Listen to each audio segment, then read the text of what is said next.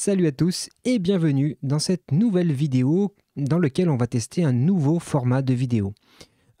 Puisque j'ai envie d'essayer de faire une petite vidéo toutes les semaines, le mardi à 18 h, dans lequel je vous propose une petite sélection d'actualités qui m'ont marqué dans la semaine précédente, autour du développement, autour de la tech et pourquoi pas un peu plus largement.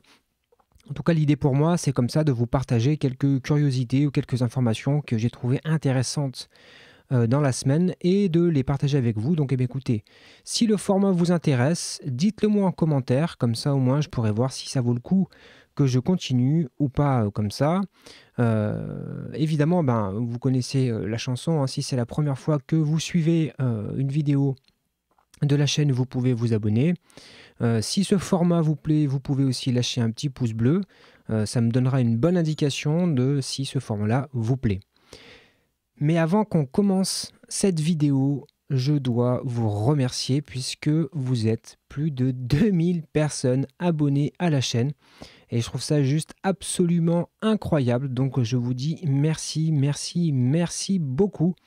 Pour la force que vous me donnez, parce que vraiment c'est grâce à vous que j'ai la motivation de continuer à vous proposer régulièrement du contenu. Allez, on va commencer notre petite veille de la semaine et j'ai 4 ou 5 choses que je souhaite partager avec vous. On va essayer de se mettre hop, comme ça pour que vous puissiez avoir l'information un peu plus grand. Hop, je vais basculer l'écran comme ça, super.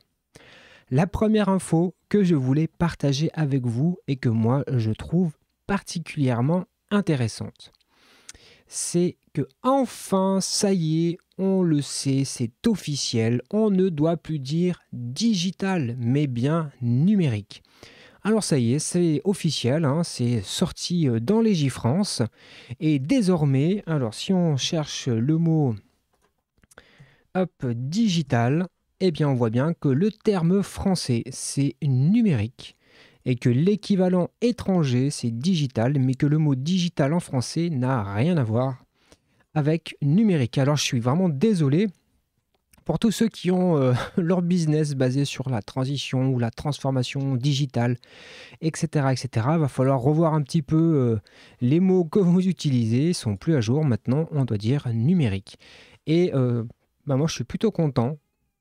Je suis plutôt content qu'il y ait ce changement-là, parce que j'en pouvais plus d'entendre le mot digital utilisé à n'importe quelle sauce.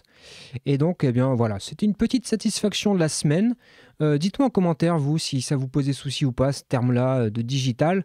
En tout cas, je trouve que c'est plutôt une bonne chose. Au moins, on utilise un terme correct, numérique. C'est très clair comme ça. Voilà, ça c'était la première info que je voulais partager avec vous. Je trouvais ça plutôt intéressant, hein, puisqu'on travaille, en tout cas, on est un certain nombre sur cette chaîne à travailler dans le domaine. Donc, c'est important que ça soit précis sur ce que l'on fait.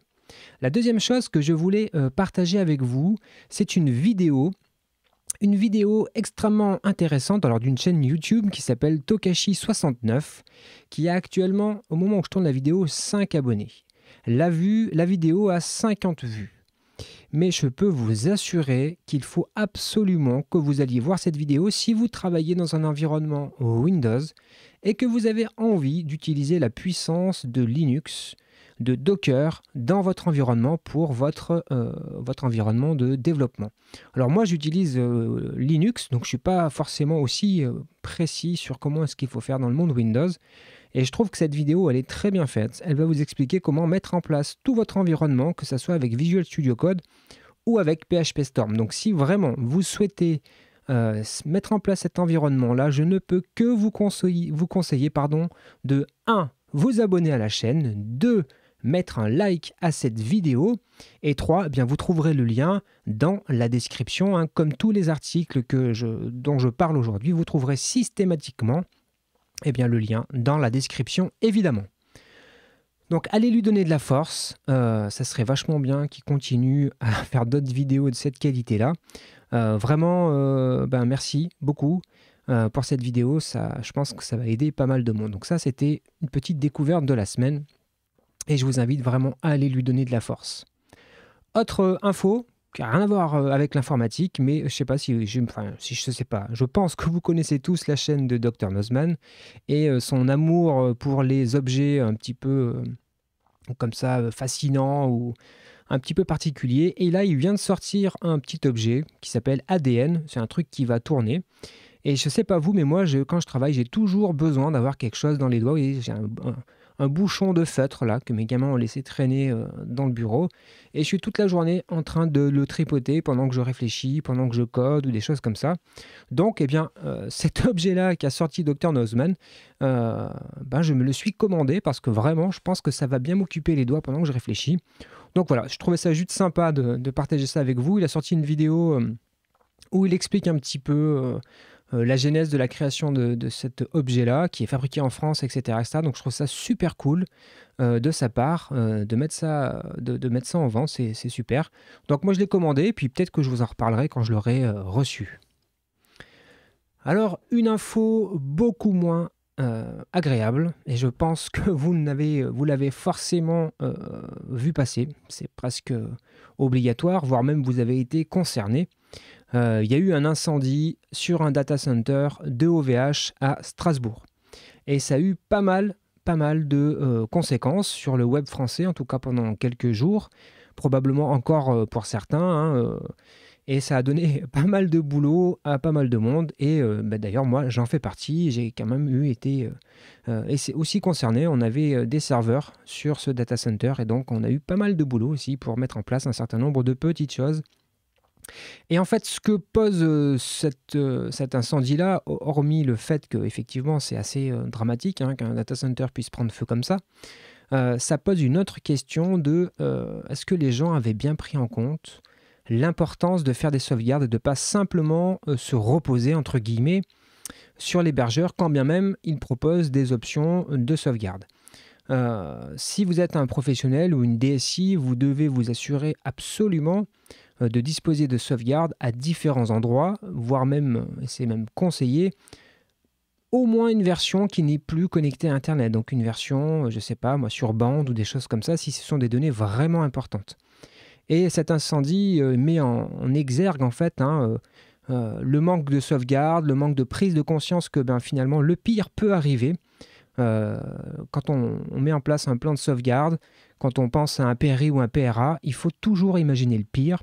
Et là, le pire est arrivé, c'est-à-dire que le serveur a brûlé, la salle serveur, enfin le data center a brûlé, et ceux qui n'avaient pas de sauvegarde ou qui avaient des sauvegardes au même endroit se retrouvent malheureusement un peu embêtés parce qu'ils n'ont plus rien pour restaurer leur système. Donc je pense qu'il faut qu'on ait tous ensemble une grande réflexion sur l'importance des backups. Qu'est-ce que ça veut dire? Une sauvegarde, qu'il faut aussi tester ces sauvegardes. Parce que c'est pas quand on en a besoin qu'on va vérifier et se rendre compte que le dump des bases de données, en fait, il est inexploitable. Donc il faut, voilà, c'est une vraie réflexion à avoir. Alors évidemment, il faut toujours peser entre l'importance des données qu'on veut sauvegarder et le temps et l'énergie et l'argent qu'on va investir dans ces données. C'est-à-dire que si ce ne sont pas des données qui sont extrêmement sensibles et vitales pour l'entreprise, il faut jauger en fait. Il faut jauger un petit peu le niveau qu'on souhaite donner à ces datas-là. Et puis, en fonction de ça, on met en place un niveau de sauvegarde qui correspond un petit peu à l'importance de ces données-là. Donc ça, effectivement, ça a été un événement hyper important. Si vous avez été concerné, si vous aviez des serveurs sur Strasbourg, faites-nous un petit mot, un petit message dans les commentaires, comme ça on pourra partager notre peine et la charge de travail que cela nous a forcément rajouté. Et enfin, la dernière information, dernière chose que je souhaitais partager avec vous, c'est un podcast qui s'appelle Contournement et qui ont sorti un épisode, l'épisode 45, sur une collaboration entre un expert no-code et une DSI, la DSI qui a décidé de se tourner en partie vers des outils no-code. Et j'ai trouvé que cet épisode était extrêmement intéressant, au-delà du fait que je connais un certain nombre de ses interlocuteurs, mais ça pose des bonnes questions sur qu'est-ce que le no-code peut apporter, que ce n'est pas non plus un ennemi juré du développement, n'ayez pas peur de ça, chers collègues développeurs. Voilà, ça pose des bonnes questions, notamment ça replace aussi, je trouve, dans cette interview, ça replace le métier au cœur, finalement, et c'est aussi pour ça qu'on travaille, hein, c'est pour les métiers. Et donc, voilà, je trouvais que c'était assez intéressant. Donc, allez l'écouter, ça dure un petit peu plus d'1 heure, c'est super intéressant. Ça ouvre un petit peu l'esprit sur une approche autre que pur développement du no-code. Mais ceci dit, même si c'est du no-code, il y a toute la partie réflexion, la partie architecture, finalement qu'on retrouve. Hein, c'est un mode d'état d'esprit d'architecte qu'il faut avoir aussi, et que ça soit du dev ou du no-code, finalement, c'est un peu les mêmes grands principes, c'est juste que dans la façon dont on va le mettre en œuvre, on va légèrement changer d'approche. Donc c'est intéressant d'aller écouter ce podcast. D'ailleurs, vous pouvez vous le mettre dans les oreilles, aller faire autre chose, un petit footing, faire du vélo, la manger. Enfin, vous voyez, c'est à vous de voir ce que vous voulez faire. En tout cas, voilà, je vous mettrai le lien également dans la description de cette vidéo. Voilà, bah écoutez, on a terminé cette première version de revue, d'actu de la semaine.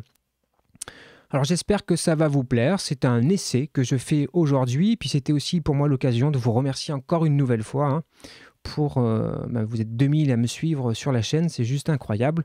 Donc voilà, écoutez, si ça vous a plu, n'oubliez pas de mettre un petit pouce bleu. Si c'est la première fois que vous tombez sur la chaîne, abonnez-vous, activez les cloches de notification et surtout, n'hésitez pas à dire un petit salut dans les commentaires. Allez, je vous laisse tranquille, je vous donne rendez-vous samedi à 9 h pour les vidéos habituelles où on parle vraiment de dev. Et sinon, je vous donne rendez-vous mardi prochain à 18 h pour la prochaine revue.